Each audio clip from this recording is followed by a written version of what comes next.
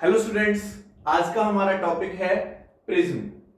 तो प्रिज्म एक इस टाइप का जो डायग्राम मैंने आपको ड्रॉ किया है, इस टाइप का ट्रांसपेरेंट मटेरियल का बना हुआ होता है।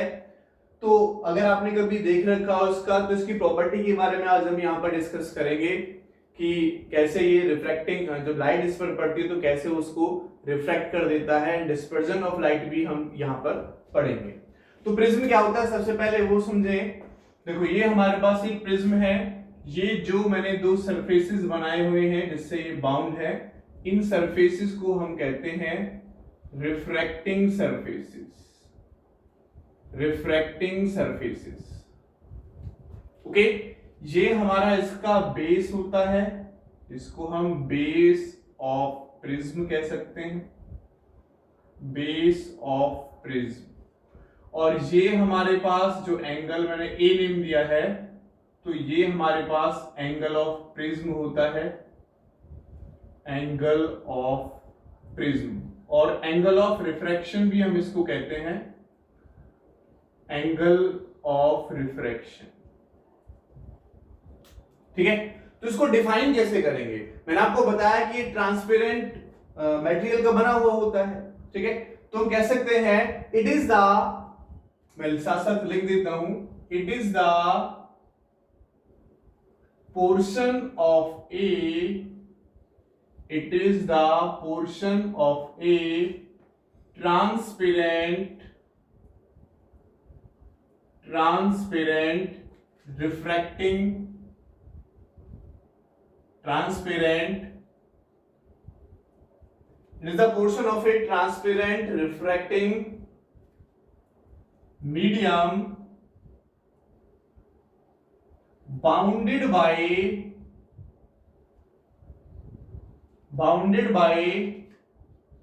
two surfaces। ठीक है, रिफ्रैक्टिंग सरफेस जो है two, bounded by two surfaces inclined to each other। ठीक है, टू रिफ्रैक्टिंग सरफेसेस से बाउंड होता है जो एक दूसरे पर इंक्लाइंड होते हैं। और कितने एंगल पर इंक्लाइंड होते हैं? ए एंगल पर। ए एंगल हमने इसको नेम दिया है, क्या कहते हैं इसको? एंगल ऑफ प्रिज्म या एंगल ऑफ रिफ्रैक्शन हम इसको कहते हैं। ठीक है बच्चों, तो अगर मैं देखो यहां पर हम पूरा का पूरा डायग्राम में हम प्रिज्म लेकर नहीं चलते, प्रिंसिपल सेक्शन लेकर चलते हैं। अगर इस पॉइंट को मैं ए, इस पॉइंट को बी और इस पॉइंट को सी नेम दे देता हूं, तो आगे जो हम इसका डायग्राम यूज करेंगे प्रिज्म का, वो ये वाला डायग्राम यूज करेंगे ओनली। ये हमारे पास एंगल ए होगा, तो इस पॉइंट को भी मैं ए बी सी, तो इस वाले पोर्शन को हम कहते हैं प्रिंसिपल सेक्शन। क्या कहते हैं बच्चों इसको? Principal section. ठीक है, यहां पर जो बनाया हमने ए बी सी, तो प्रिंसिपल सेक्शन हम इसको कहते हैं। ये वाला पार्ट हम इसका यूज आगे करेंगे। ठीक है बच्चों, तो ये हमने आपको बताया प्रिज्म के बारे में।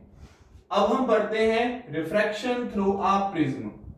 एक प्रिज्म में से रिफ्रैक्शन कैसे होता है उसके बारे में यहां पर हम पढ़ेंगे, रिफ्रैक्शन थ्रू अ प्रिज्म। तो बच्चों हम पढ़ रहे हैं रिफ्रैक्शन थ्रू अ प्रिज्म। तो जैसा मैंने आपको बताया कि हम प्रिज्म का कौन सा पार्ट लेकर चलेंगे? प्रिंसिपल सेक्शन वाला पार्ट लेकर चलेंगे। तो ये इसका मैंने प्रिंसिपल सेक्शन वाला पार्ट लेट किया, जिसको हमने नेम दे रखा है बच्चों क्या? ये हमारे पास ए, ये हमारे पास बी एंड ये हमारे पास सी, और ये हमारे पास एंगल ऑफ ए है। ठीक है, तो किस टाइप से रिफ्रैक्शन करता है लाइट का वो हम पढ़ेंगे। तो देखो, अगर मैंने यहां पर एक इंसिडेंट लाइट, यहां पर इंसिडेंट लाइट मैंने डाली, ठीक है, ये क्या है हमारा? Incident light. ठीक है, तो अगर मैं इस वाले सरफेस का, ए बी वाले सरफेस का नॉर्मल ड्रॉ करता हूं, तो इस वाले सरफेस का नॉर्मल ये आ जाएगा। ठीक है, इंसिडेंट रे और नॉर्मल के बीच में जो एंगल बनता है वो इंसिडेंट एंगल। ओके, अब देखो, ये जो प्रिज्म के अंदर मटेरियल और बाहर क्या है? ए है, तो इस प्रिज्म का अपना एक रिफ्रैक्टिव इंडेक्स होगा जिसको मैं म्यू नेम दे सकता हूं। यानी अंदर वाला जो पोर्शन है वो डेंसर मीडियम और बाहर क्या है बच्चों, रेयर मीडियम। और जब रे हमारे रेयर से डेंसर में जाती है तो क्या होता है, bend toward the normal.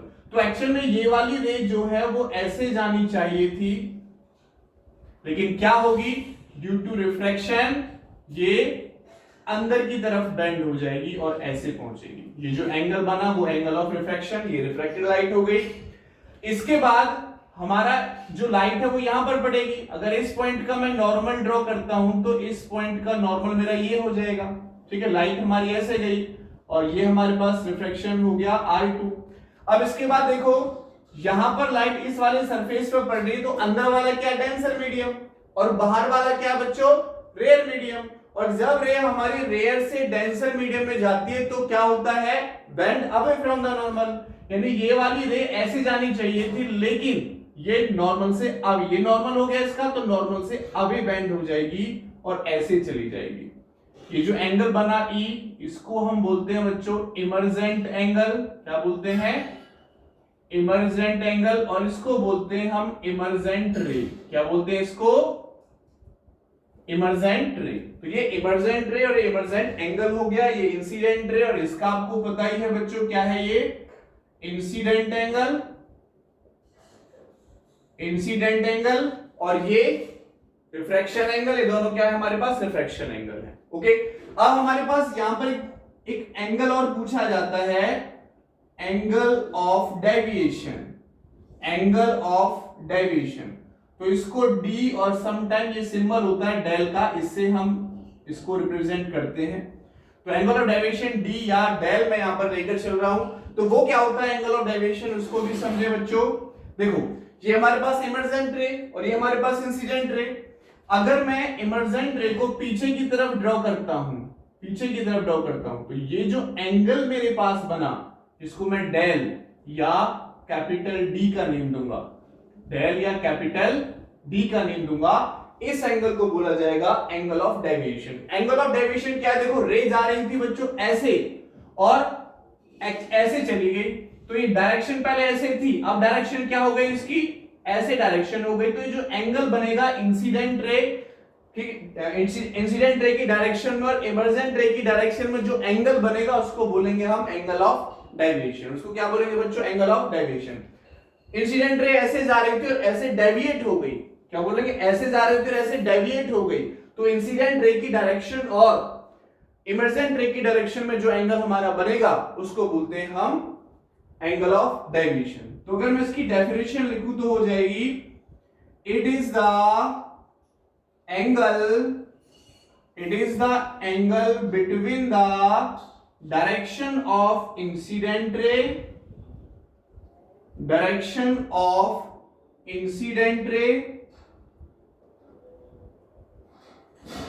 And direction of emergent रे, and direction of emergent ray। Clear है बच्चों, it is the angle between the direction of incident ray and direction of emergent रे। इंसिडेंट रे और इमर्जेंट रे के बीच में हमारा angle बनता है एंगल ऑफ डेविएशन। और बाय मैथमेटिकली हम यहां से ये देखते हैं, पूरा डेरिवेशन है इसका, लेकिन नेक्स्ट वाली क्लास में आपकी सिलेबस में इसका डेरिवेशन नहीं है, तो मैं आपको डायरेक्ट यहां पर बता रहा हूं कि हम बाय डेरिवेशन ये देखते हैं कि जो इंसिडेंट रे है, इंसिडेंट एंगल है प्लस इमर्जेंट एंगल है, वो इज इक्वल टू होता है angle of prism plus angle of deviation. Angle of prism plus angle of deviation के इक्वल होता है। तो आप ऐसे लिख सकते हो, angle I plus angle E is equal to angle A plus angle D। Incident ray, angle of incident plus angle of emergent is equal to angle of prism plus angle of deviation. ठीक है बच्चों, तो ये हमारा relation होता है। ये हमने देखा रिफ्रैक्शन थ्रू अ प्रिज्म, जब एक प्रिज्म से हमारी लाइट जाती है तो कैसे वो अपने जो उसका रिफ्लेक्ट हो जाती है, ठीक है, रिफ्रैक्ट हो जाती है अपने पाथ से, क्या होती है बच्चों, वो रिफ्रैक्ट हो जाती है, कैसे उसका पाथ चेंज हो जाता है। ये था हमारा रिफ्रैक्शन थ्रू अ प्रिज्म। अब हम पढ़ेंगे डिस्पर्जन थ्रू अ प्रिज्म। अब हम पढ़ेंगे बच्चों dispersion of light through a prism. ठीक है, जब लाइट हमारी एक प्रिज्म पर पड़ती है तो कैसे उसका डिस्पर्जन होता है। डिस्पर्जन क्या है वो भी हम आपको समझाते हैं। अभी डिस्पर्जन क्या है वो भी आपको समझाते हैं। तो हम टॉपिक पढ़ रहे हैं बच्चों, dispersion of light. Dispersion of light, ठीक है, थ्रू अ प्रिज्म से ही होता है डिस्पर्जन मोस्टली, ठीक है। तो dispersion through light, dispersion of light through prism कर लेते हैं, through prism, dispersion of light through prism. Prism से हम डिस्पर्जन ऑफ लाइट पढ़ेंगे। डिस्पर्जन ऑफ लाइट क्या है, देखो बच्चों आपने रेनबो देखा होगा, ठीक है। रेनबो क्या होता है, 7 कलर्स में डिवाइड हो जाते हैं। सनलाइट उस पर पड़ती है, व्हाइट कलर की लाइट पड़ती है, 7 कलर्स के डिवाइड होकर रेनबो बन जाता है। तो डिस्पर्जन ऑफ लाइट क्या है, मैं प्रिज्म की बात कर रहा हूं अभी। अगर मैं लेट करता हूं कि हमारा एक प्रिज्म है ये, ठीक है, ये हमारा एक प्रिज्म है, यहां से हमारी इंसिडेंट लाइट इस पर पड़ती है, और ये कौन सी लाइट है बच्चों, व्हाइट लाइट, या तो किसी व्हाइट सोर्स से आएगी या सन से आ रही होगी, ठीक है। ये आपका एंगल ऑफ प्रिज्म। तो ये लाइट हमारी 7 कलर्स में डिवाइड हो जाती है, यहां से ऐसे पहुंचेगी, ऐसे पहुंचेगी, ऐसे पहुंचेगी, 4 5 6 एंड 7, ठीक है। यहीं से जैसे ही लाइट पड़ती है तो प्रिज्म इसको 7 कलर में डिवाइड कर देता है। इसी फिनोमेना को बोला जाता है डिस्पर्जन ऑफ लाइट। तो कैसे पढ़ सकते हैं हम, सुनो, ठीक है, कैसे डेफिनेशन पढ़ सकते हैं डिस्पर्जन ऑफ लाइट की। When a white light is incident on a prism, it break या it split into its component 7 colours, ठीक है, it split into its component 7 colours, ठीक है। This phenomena is called dispersion of light. यहां से देखो, ये हमारे पास एक लाइट ये हो गई, दूसरी ये हो गई, third, fourth, fifth, sixth and seventh. तो ये कलर कौन से होते हैं जिनमें ये हमारी ब्रेक होती है, स्प्लिट होती है। ये 7 कलर्स कौन कौन से होते हैं, तो इनको हम याद रखते हैं VIBGOR, विबग्योर के नाम से याद रखते हैं। किसके नेम से याद रखते हैं बच्चों, विबग्योर के नेम से इसको याद रखते हैं। तो प्रिंसिपल सेक्शन ही हम इसका लेकर चल रहे हैं, हमने आपको प्रिंसिपल सेक्शन इसका दिखाया है, विबग्योर। तो V का मतलब होता है बच्चों वॉलेट, I का होता है इंडिगो, B का मतलब होता है ब्लू, G का मतलब ग्रीन, Y का मतलब yellow and orange and last one is red, ठीक है। लास्ट वन क्या होगा बच्चों, हमारा रेड आ जाएगा, ठीक है। एक चीज आपको बता देते हैं, विबग्योर, अगर मैं नीचे की तरफ जाता हूं, ठीक है, अगर मैं नीचे की तरफ जाता हूं तो हमारी जो वेवलेंथ है बच्चों, वेवलेंथ वो इंक्रीज होती है, ठीक है। इन कलर्स की हर एक की वेवलेंथ डिफरेंट होती है। वेवलेंथ क्या होती है अभी मैं आपको समझाता हूं। हर एक कलर की जो वेवलेंथ है वो डिफरेंट होती है। इसकी सबसे कम और रेड वाले की सबसे ज्यादा होती है। देखो नीचे की तरफ इंक्रीज हो रहा है, और इसका सिंबल जो होता है वेवलेंथ का ऐसे बनता है, इसको बोलते हैं बच्चों लैम्डा। क्या बोलते हैं, लैम्डा इसको बोलते हैं। तो देखो ये थोड़ा सा इससे मैच कर रहा है, तो आप समझ सकते हो कि ये इसका ज्यादा होगा, रेड का ये ज्यादा होगा, ठीक है। अब दूसरा, अगर मैं अगेन विबग्योर लिख लेता हूं, विबग्योर, ऊपर की तरफ जाते हैं तो बच्चों फ्रीक्वेंसी इंक्रीज होती है, फ्रीक्वेंसी इंक्रीजेस। ऊपर की तरफ जाएंगे तो फ्रीक्वेंसी इंक्रीज होगी। फ्रीक्वेंसी को आपने 9th क्लास में पढ़ा होगा एफ से, लेकिन अब जब हाई क्लास में आप जाओगे तो फ्रीक्वेंसी से इसको डिनोट करते हैं। तो देखो फ्रीक्वेंसी का सिंबल और V दोनों थोड़े सेम से हैं, तो फ्रीक्वेंसी वोलेट की ज्यादा होती है। आप ये याद रख सकते हो, इस टाइप से याद रख सकते हो। अब मैं आपको समझाता हूं कि वेवलेंथ क्या है और फ्रीक्वेंसी क्या है। वेवलेंथ क्या है, फ्रीक्वेंसी क्या है। एक्चुअल में जो ये व्हाइट लाइट हमारी आती है, कोई भी लाइट है, वो हमारी इस टाइप से चलती है बच्चों। वेव की मैं बात कर रहा हूं, वेव की फॉर्म में ये हमारी जो लाइट है वो ऐसे चलती है, ठीक है, इस टाइप से चलती है। आपने हो सकता है 9th क्लास में पढ़ लिया हो, कंप्रेशन, रेयरफैक्शन, क्रस्ट, ट्रफ, ठीक है। तो ये ऊपर वाले क्या होते हैं बच्चों, क्रस्ट, ठीक है, ये दोनों क्या है, क्रस्ट, और ये दोनों नीचे वाले क्या होते हैं बच्चों, ट्रफ। 9th क्लास में आपने पढ़ा होगा, याद आ रहा हो तो आपको, नीचे वाले क्या होते हैं बच्चों, ट्रफ होते हैं। तो क्रस्ट से क्रस्ट की डिस्टेंस या ट्रफ से ट्रफ के बीच की डिस्टेंस को हम कहते हैं लैम्डा, ठीक है। क्रस्ट से क्रस्ट या ट्रफ से ट्रफ के बीच की डिस्टेंस को हम कहते हैं लैम्डा। और यहां से तक एक क्रस्ट से क्रस्ट लेके एक वेव कंप्लीट हो जाती है, ट्रफ से ट्रफ हमारी एक वेव कंप्लीट हो जाती है। या फिर देखो यहां से यहां तक भी हमारी एक वेव कंप्लीट हो रही है, यहां से चली और वापस यहीं आ गई, ऐसे चली वापस यहीं आ गई। तो वेव की यहां से यहां तक जो लेंथ होगी उसको बोला जाएगा वेवलेंथ, ठीक है। वेव की लेंथ को यहां से यहां तक या क्रस्ट से ट्रफ से ट्रफ जो लेंथ होती है उसको बोला जाता है वेवलेंथ। दूसरा फ्रीक्वेंसी की बात कर लेते हैं। देखो ये एक वेव मैंने बनाई तो इसने यहां पर इसका एक रिवॉल्यूशन हुआ। अब अगर मैं दूसरी वेव यहां पर बना लेता हूं तो देखो यहां तक इसने कितने सारे रिवॉल्यूशन कर दिए। तो फ्रीक्वेंसी होता है कि एक सेकंड में कितने रिवॉल्यूशन किए, नंबर ऑफ रिवॉल्यूशन पर सेकंड। फ्रीक्वेंसी क्या होती है, नंबर रिवॉल्यूशन पर सेकंड, एक सेकंड में उसने कितने रिवॉल्यूशन कर लिए। तो ये जो होती है हर कलर के लिए डिफरेंट होती है। ये क्या होती है बच्चों, हर कलर के लिए डिफरेंट होती है वेवलेंथ, ठीक है। अब आपने ये देखा कि जो वॉयलेट वाली वो सबसे नीचे आ रही है, रेड वाली सबसे ऊपर जा रही है, ठीक है। तो इंसिडेंट रे तो हमारी इस डायरेक्शन में ऐसे जा रही थी बच्चों। देखो अगर रेड वाले का मैं एंगल ऑफ डेविएशन देखता हूं तो देखो रेड वाले का एंगल ऑफ डेविएशन जिसको हमने डी से शो किया है वो सबसे कम है, ठीक है। और अगर मैं वॉयलेट वाले का देखता हूं तो देखो सबसे ज्यादा है, एंगल ऑफ डेविएशन डी से मैं शो कर रहा हूं। तो वॉयलेट वाले का एंगल ऑफ डेविएशन क्या बच्चों, सबसे ज्यादा है, ठीक है। तो आप ये भी पूछ सकते हो, ये भी आपके माइंड में क्वेश्चन आ सकता है कि वॉयलेट सबसे ज्यादा डेविएट हुआ है और रेड सबसे कम डेविएट हुआ है, क्यों? क्योंकि जो वेवलेंथ होती है, देखो एक रिलेशन होता है, एक साइंटिस्ट था कोची, तो उन्होंने रिलेशन बताया था mu equal to A plus B by lambda plus C by lambda square up to so on. तो हमें इस लैम्डा से मतलब है, यहां तक हम नहीं जाएंगे। तो हम देख रहे हैं कि जो रिफ्रैक्टिव इंडेक्स है वो इनवर्सली प्रोपोर्शनल होता है बच्चों लैम्डा के, इनवर्सली प्रोपोर्शनल होता है बच्चों लैम्डा के।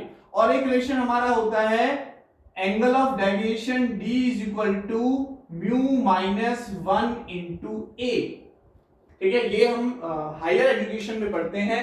तो d is equal to mu minus 1 into A. तो देखो एंगल ऑफ प्रिज्म हर एक प्रिज्म के लिए फिक्स हो जाएगा। अभी किस पर डिपेंड कर रहा है, और ये किस पर डिपेंड कर रहा है, वेवलेंथ पर। देखो वेवलेंथ रेड वाले की सबसे ज्यादा, वेवलेंथ रेड वाले की सबसे ज्यादा, तो रिफ्रैक्टिव इंडेक्स रेड वाले का क्या हो जाएगा, कम हो जाएगा। और रिफ्रैक्टिव इंडेक्स कम हो जाएगा तो एंगल ऑफ डेविएशन भी रेड वाले का क्या होगा, कम होगा। अब अगर मैं वेवलेंथ की बात करता हूं, वॉयलेट की सबसे कम, वेवलेंथ कम तो उसका रिफ्रैक्टिव इंडेक्स ज्यादा, रिफ्रैक्टिव इंडेक्स ज्यादा तो एंगल ऑफ डेविएशन भी क्या होगा, ज्यादा होगा। अगर आपसे कोई क्वेश्चन पूछता है कि वॉयलेट कलर ज्यादा डेविएट होता है, रेड कलर कम डेविएट होता है, क्यों, तो आप कहेंगे कि रिफ्रैक्टिव इंडेक्स सबके लिए क्या होते हैं, डिफरेंट होते हैं, इसलिए डिफरेंट एंगल से डेविएट होते हैं, ठीक है। तो वॉयलेट की जो वेवलेंथ है वो क्या बताई मैंने बच्चों, कम, सबसे कम तो रिफ्रैक्टिव इंडेक्स ज्यादा। यानी क्यों डेविएट होते हैं, क्यों रेड हमारा कम से और वॉयलेट ज्यादा से डेविएट होता है, क्योंकि रेड कलर का रिफ्रैक्टिव इंडेक्स क्या होता है बच्चों, सबसे कम होता है, और वॉयलेट कलर का रिफ्रैक्टिव इंडेक्स सबसे ज्यादा होता है। तो इसलिए वॉयलेट हमारा यहां पर डेविएट होता है और रेड हमारा कम एंगल पर डेविएट होता है। क्लियर बच्चों, ये बात आपको समझ में आ गई होगी। ओके बच्चों, ठीक है। अब यहां पर मैं एक छोटा सा कॉन्सेप्ट और कराता हूं आपको, एक छोटा सा कॉन्सेप्ट और कराते हैं, रिकॉम्बिनेशन ऑफ स्पेक्ट्रम। अच्छा ये जो हमारे पास बना बच्चों, ये जो हमारे पास बना विबग्योर, इसको बोलते हैं बच्चों स्पेक्ट्रम। ये भी आपको याद रखना है, क्या बोलते हैं, स्पेक्ट्रम, ठीक है। 7 कलर से जो मिलकर हमारा एक स्पेक्ट्रम बनता है उसको बोला जाता है स्पेक्ट्रम ऑफ लाइट। लाइट का 7 कलर में डिवाइड हो जाना स्पेक्ट्रम ऑफ लाइट हमारा ये बोला जाता है, ठीक है बच्चों। अच्छा अब हम यहां पर पढ़ते हैं रिकम्बिनेशन। न्यूटन ने एक एक्सपेरिमेंट किया था, recombination of spectrum, recombination of spectrum. हमने यहां से देखा कि जो व्हाइट लाइट है, ये हमारे पास ऐसे व्हाइट लाइट आ रही थी बच्चों, व्हाइट लाइट, और ऐसे 7 कलर में डिवाइड हो गई थी। ठीक है, तो न्यूटन ने एक्सपेरिमेंट करके देखा कि क्या मैं 7 कलर को फिर से व्हाइट लाइट बना सकता हूं। तो उसने क्या किया, जो जिस नेचर का ये वाला प्रिज्म लिया था, सेम टू सेम उसी नेचर का, सेम टू सेम उसी नेचर का एक और प्रिज्म लेकर उसको उल्टा रख दिया। ये एक्सपेरिमेंट उसने किया कि यहां पर उसने एक और प्रिज्म लिया, ठीक है, ये उसने जो नेचर इसका था वही नेचर उसने इसका रख दिया, जो एंगल इसका था वही एंगल उसने उसका रख दिया। तो ये वाली लाइट यहां पड़ी, यहां पड़ी, यहां पड़ी, इस टाइप से लाइट पड़ी। तो उसके बाद देखा उसने कि सारी की सारी लाइट एक ही पॉइंट पर कंबाइन हो रही थी। जितनी भी लाइट हमारी पड़ी थी, सारी की सारी लाइट हमारी एक ही पॉइंट पर कंबाइन हो रही थी। और उसके बाद जो लाइट हमारी यहां से निकल रही थी, जो लाइट हमारी यहां से निकल रही थी, वो उसने ऑब्जर्व किया, देखा कि वो व्हाइट लाइट ही निकल रही थी। ऐसी लाइट निकल रही थी बच्चों, व्हाइट लाइट ही निकल रही थी। ठीक है, इसी को बोला जाता है रिकम्बिनेशन ऑफ स्पेक्ट्रम। न्यूटन ने एक्सपेरिमेंट करके देखा था कि अगर एक व्हाइट लाइट हमारी 7 कलर्स में डिवाइड हो रही है, ठीक है, तो 7 कलर से भी हमारी व्हाइट लाइट बन सकती है, 7 कलर से भी हमारी व्हाइट लाइट बन सकती है। तो ये हमारे पास वॉयलेट, ये हमारे पास रेड, और ये बीच वाले हमारे, ठीक है, विप की ओर लिख देंगे तो बीच वाले हमारे उसी कंडीशन में निकल कर आ जाएंगे। ठीक है, तो ये हमने प्रिज्म आपको पढ़ाया था। Thank you so much.